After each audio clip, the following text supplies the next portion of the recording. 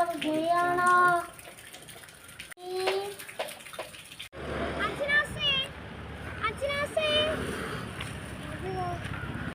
എന്തുപ്പാ? Fruits ആണ്. ഇത് juice അടിക്കാനാണ് കേട്ടോ. ഇന്ന ഫ്രൂട്ട്സ് ജ്യൂസ് അടിക്കാനാ മോനെ? ഇത് ജ്യൂസ് അടിക്കാനാണേ. ആ പഴയത് പുള്ളി കൊണ്ടേക്ക് വെച്ചോ. കുറച്ച് ഫ്രൂട്ട്സ് ജ്യൂസ് ആക്കാൻ